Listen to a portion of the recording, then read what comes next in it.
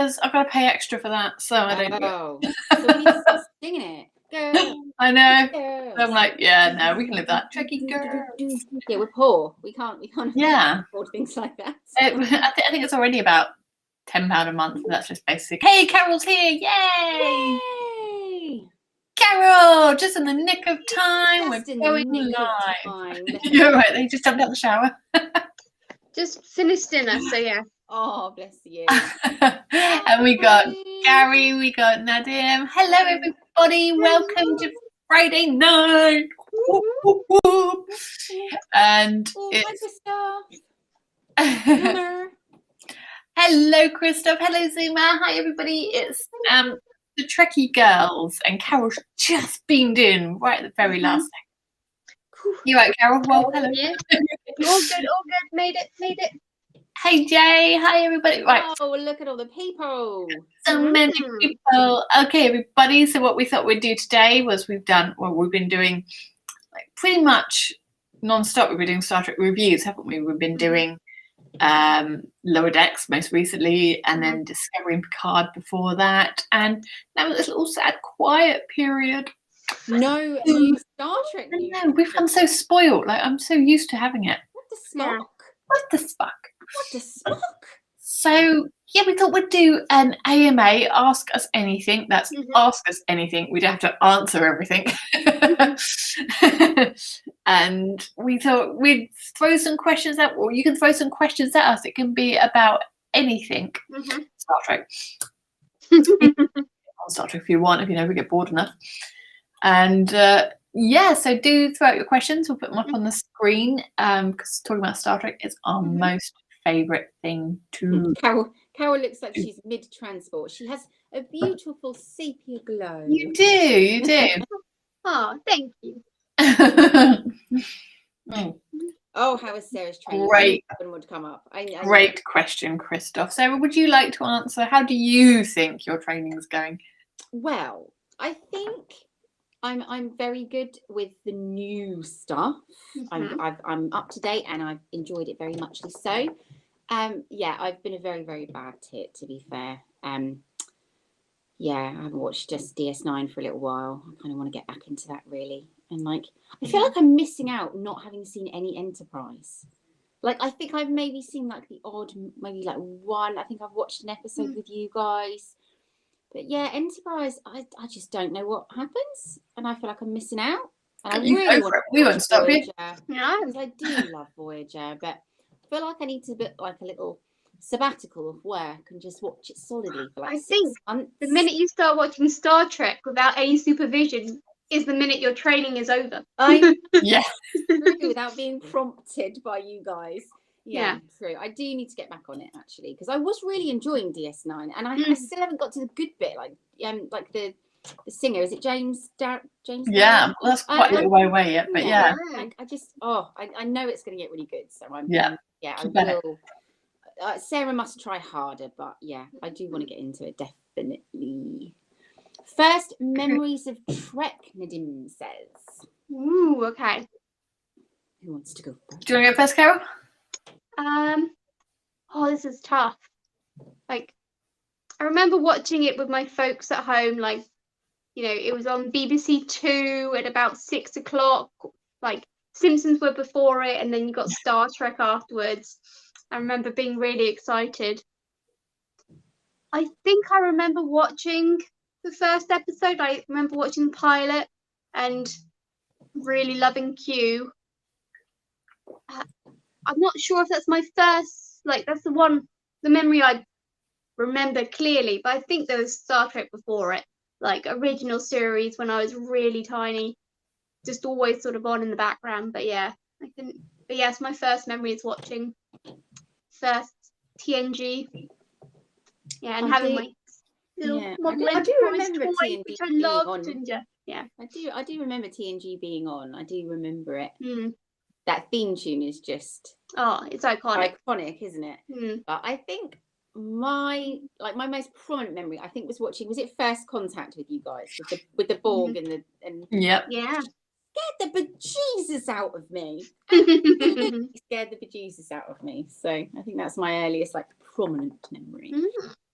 I don't really have. I don't know my first memory of Star You Trek. had your first You memory don't in the remember womb, life before Anne. Star Trek, No. right? You came out It was watching just Star Trek. It was always there. But I do remember being a kid, and I would sneak downstairs and pretend I couldn't sleep, or I was scared, or had a tummy ache. Any excuse to watch Star Trek with my parents, and they kind of they'd sort of let me come down, because I'd just watch the episode quietly and I'd go back to bed afterwards. So I do kind of remember watching Star Trek with my parents from a very young age, but I don't remember the first time. I would have been too young. And so thank you for that question. Julian says, my favourite question is, what was the first Star Trek movie you saw in the cinema? Ooh, in the cinema.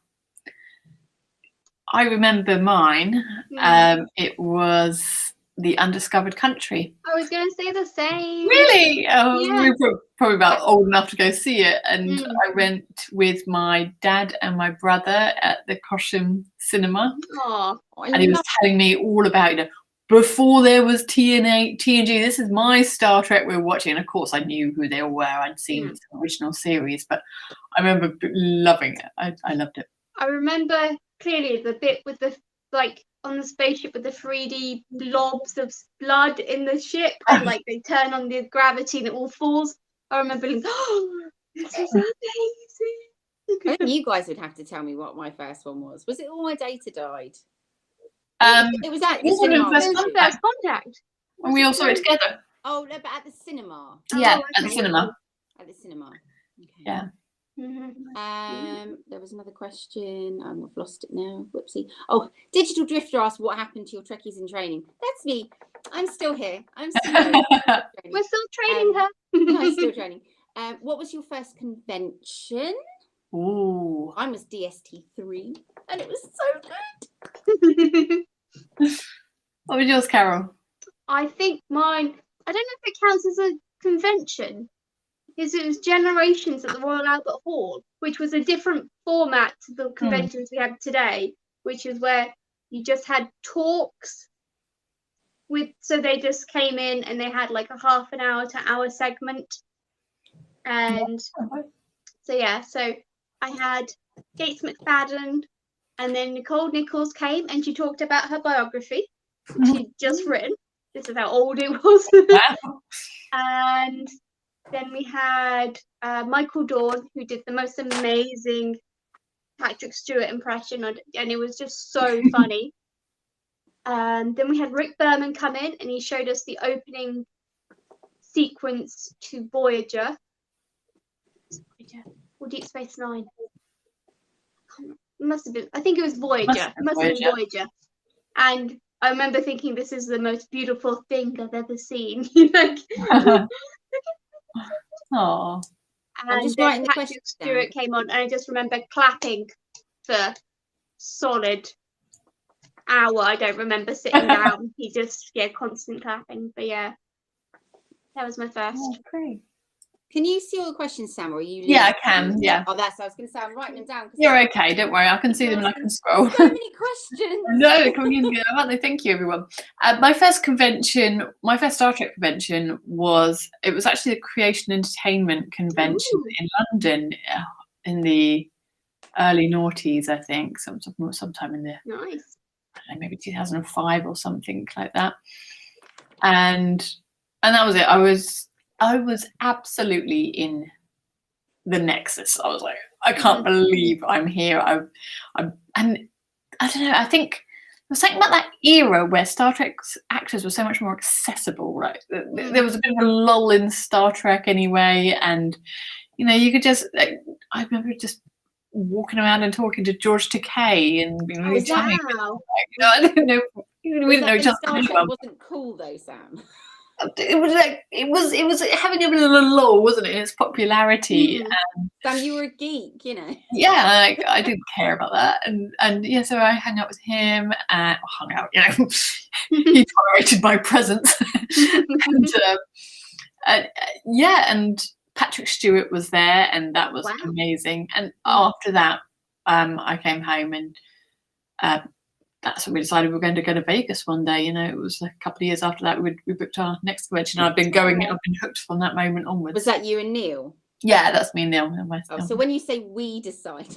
Yeah, sorry. Yeah. It wasn't long until Trekkie Girls didn't come too much long afterwards. I think one of my favourite moments of going to Generations is like we got the train up to London and you had to be, it was ridiculously early in the morning. So I think we were up in London for like 6 in the morning, something ridiculous like that. I was a kid, so that's how it felt. And just the only people coming off the train were Trekkies. All you could see was Star Trek t-shirts dotted down the line and just like, there a Trekkie, there a Trekkie, there a Trekkie. We're all going the same way. Yeah, I've never seen so many Trekkies in one place. And yeah. Brilliant. Well, thank you very much for that question, Robert. Should we go on to this one from Zuma? Do you feel actors from TOS should still be getting involved in new series films, or have they had their time? I'm not against it myself. I love it. I think that's the nice thing about Star Trek is that you never. I think when we spoke about Ken Williams. Mitchell, why do I not say Ken Williams? How they wrote him into Discovery that way. And I think that's always been Star Trek's ethic. They never leave a man behind, do they? No. It's nice. And I love the way they all tie up and the threads join. I love it. No, I would love to see. I'd like to see any of the TOS people back. I'd quite like to see them tied in. As long as it's done in a very clever, respectful, appropriate way, then I was going to say, as long as it makes sense to the story, I'm happy for it. Whoever they want to bring back, to bring back. I don't believe anyone's had their time, No. if it's possible. Thank you for that question. Malcolm, what is the scariest scene that you watched when you were younger? Oh, Wrath of Khan. The bug in the ear. Oh, that's freaky. That is freaky. Yeah, still gets me sometimes. I don't like the big black tar monster that killed Tashiara. Oh, makes me. Yeah. When I was younger, there's two. Is it Night Terrors with the alien abduction scene where I don't know, it wasn't really gory or scary or anything like that, but being a kid growing up watching the X-Files, I was a bit scared away. And so that bit creeped me out a bit. And also, what's the episode? God, I'm so old, I can't remember episode names anymore. I was going to say Shades of Grey, but it's not. The episode where Riker is kind of not kidnapped, but there's that kid who he calls Jean-Luc. There's that alternate universe type thing where this kid's bored and he's playing with Riker in this sort of holodeck thing, and he reveals himself at the end. Varish, I think his name is, and he's like one of those proper grey aliens with the big heads. That scared living daylights at me when I was a kid. The first time I saw that, I thought, oh, like 15, Yeah, that was scary. And then, so that's. Hi, James. Oh, Jay is asking, what bit of Trek tech do we wish we had in reality? A medical tricorder. Oh, good. That's the ethical choice. Yeah, I might go holodeck. Oh, nice. I would say food replicator. Oh, okay. Yeah, or replicator in general, just replicate your clothes and food. Yeah. Look how different we all are. We fit into the Star Trek roles. Like I'm choosing the scientific one. Carol was choosing the let's go and have fun one. Sam's choosing one about food. True character. Yeah. So true.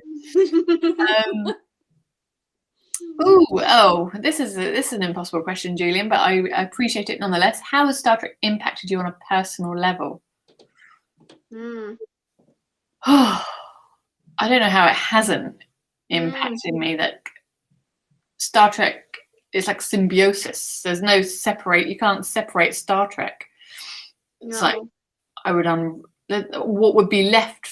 I don't think there'd be anything left if you took Star Trek away from me. No, it wouldn't. It's fundamental to my whole personal level. You can't extract it. I can't. It is my life. It's my upbringing. It's my ethos. It's Star Trek is life. Yeah. I feel like, I don't know, I think it's like the glue that sticks us together. Like, you know, we've always been friends for like a long time.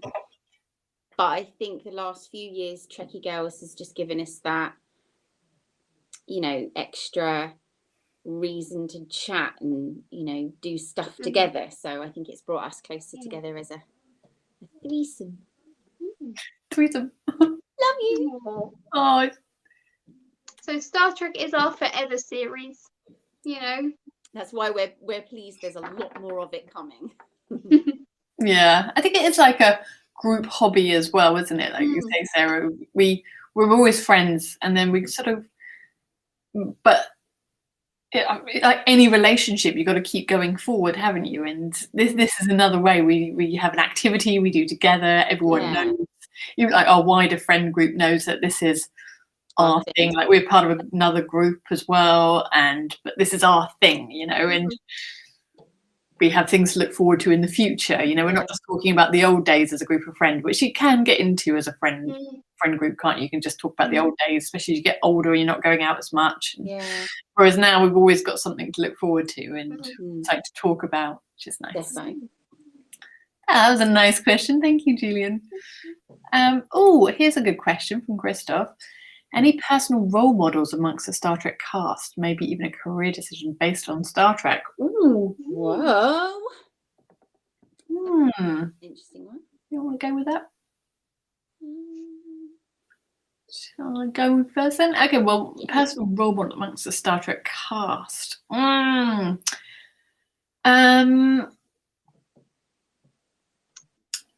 really admire Nichelle Nichols. I have nothing in common with her. I can't claim that. I read her book and I'm amazed by her.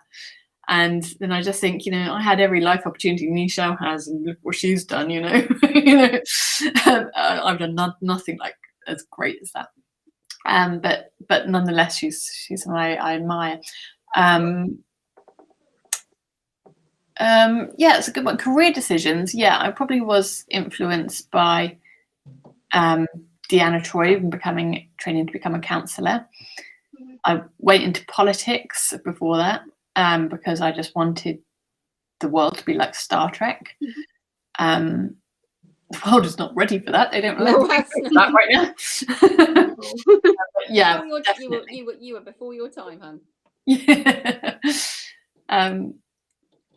Yeah. I think from the earliest days, I always wanted to emulate Picard, like Hatchie Stewart. Like, he was the most ethical, you know, he was such a role model for me as a kid. You know, like, he had this, like, always this quiet authority, you know, but he'd always listen and understand, you know, someone challenged him, he would listen to them, take it on board. And I'd like to think I always try that, you know. Not many people challenge my decision-making process. But when it happens, you know, I try and think with the card brain. But yeah, he's always been a role model and someone I've looked up to. But career-wise, I don't think I've emulated anyone on the series. No. I've just always followed my passions, which is maybe like Keiko, maybe might be the closest, you know. Yeah. Botany and stuff like that. But yeah, probably the closest. Oh, nice. Thank you. I wouldn't say Star Trek's influenced my career decision really. And I didn't know if we were talking about like cast or characters, like the actors or the characters. So I was gonna say if it was characters, I was gonna say I quite admire Kira. I haven't finished watching DS9 yet, but she's really good at like not compromising her beliefs and like her true self. Although she wants to integrate with Star Trek and she's an integral part of the base, she's still Bajoran and she still keeps her Bajoran roots. And I think that's really admirable. She doesn't change to bend to anyone else. She sort of stays true to herself. And I think Star Trek in general promotes strong female characters and has done from the beginning. Obviously, it's getting more and more prominent now, but all the way back to Uhura, you know, they gave us women to look up to, which I don't think was the done thing back then. So, yay, Star Trek. Oh, fair. What's the next question? Oh, Tim asks, oh, this is a good one. Has there anything about Star Trek that has not lived up to your expectations? I can answer this for Sam. No. I love it. No. Not lived up to your expectations. No. What was the one? What was the? There is something that you don't. Isn't it the one where Cisco makes that decision? I don't think I've seen this episode yet, but there's one where like Cisco makes a decision, and you're like, Picard wouldn't make that decision. Yeah. In the Pale Moonlight, I'm probably the only Trekkie that doesn't agree with Captain Cisco. Yeah. Was it that one? Yeah, it is in the Pale Moonlight. Yes. Yeah, I think Picard would have found another way. I just do. But on the Tuvix thing. Tuvix, yeah, Tuvix. But not lived up to my expectation. That's obviously like a bigger question. Most Star Trek video games do not live up to my expectations, if I'm honest. But in terms of the series, nothing massively. I think maybe Star Trek Into Darkness. I think that after the fact, at the time, I really loved it. That's why I Me realised. too. It's weird that my expectations were, and it lived up to them at the time. It's just over time I become, actually, was I just sort of riding the Star Trek high? Riding the high of Star Trek. Yeah, I know what you mean. I felt exactly the same, and I think also our expectation was that he was going to be Khan, and then when the producer sort of says absolutely not, which is I guess what he has to say, but then he was, and I was like, what? It's just an anticlimax reveal that. Yeah. I don't know. Yeah, so I'd say maybe Into Darkness. Simon, you're asking, are there any theme to the questions? It's Star Trek. We're all talking about anything Star Trek you want. Let's have another look. I saw we had someone watching from India. That is so cool. Hey, welcome. We are in the UK. Tim asks, are you optimistic or pessimistic about what Star Trek strives us for us to aim for? Do you mean like what we're meant to do here on Earth? Is that what you mean? Do you think you mean so? Are we optimistic? I think maybe he's asking if we're ever going to get there. Oh, right. We're ever gonna, learn. Go the path of Star Trek. Yeah, I think we will. Well, I have to be optimistic. We will. I wish to be optimistic, yes. And I have wavered in that recently. That optimism has wavered in recent years, but it's still. You've got to take into account. I've just started watching Enterprise from the beginning again. That we've got a few years of Vulcan hand-holding before we're going to reach that point at all. So exactly. And we've not had that yet. World War III first, haven't we? So, we not have that. I'm just brushing over that. We're going to the Vulcan hand-holding first. Digital Drifter asks, do we believe there is life on other planets? Yeah, 100%. Yeah, it's got to be. They probably look like bugs, but definitely. I think I read somewhere that like Starship Troopers is probably the most accurate portrayal of like alien life on other planets. I started watching that the other day. Even though it's like the biggest. So funny that film. It's just like actually they probably do look like that. P on Periscope says, if you had a holodeck, what would be the first program you'd run? Ooh. Sherlock Holmes. Sherlock Holmes. Oh no, I have a bar in DS9. I want to go to the bar in DS9. What? No one's going to choose Da Vinci? Come on. Oh, it'd be like obviously the Enterprise bridge, like Enterprise D bridge. Like I'm just sat there next to Picard, like, yeah, this is my role. This is what are you doing to Picard on the bridge, Carol? Oh, good question. Good question. Right, we've only got a couple more minutes. Let's quickly get some more questions. Quick fire. Rapid fire questions. We're a bit behind.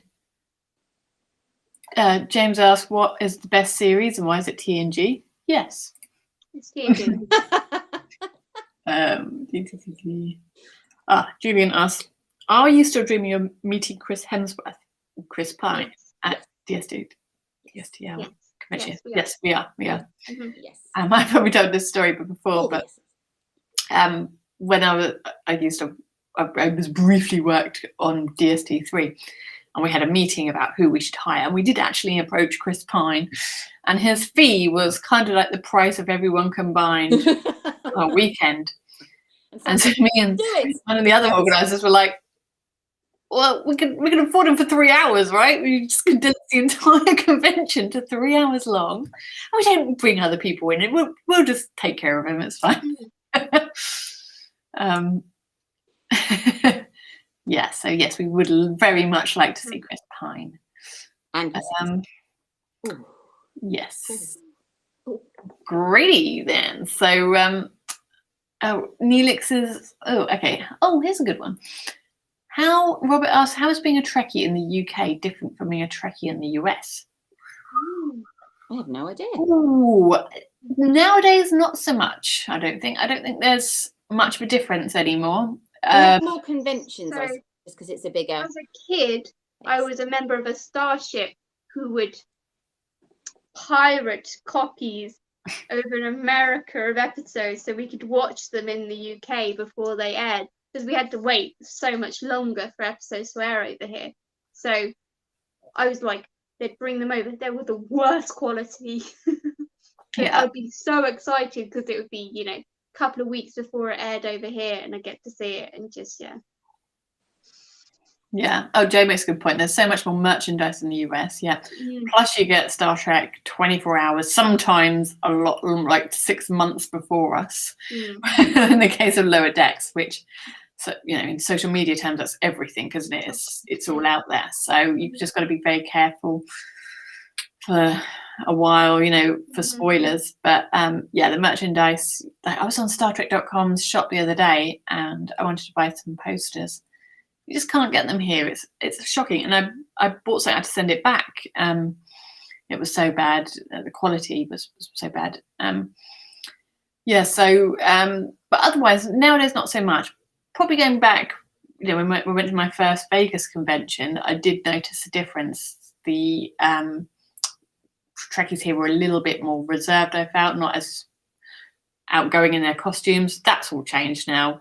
Now we rock. Yeah. Now it's blended. Now we hold the world record, I think. Yeah.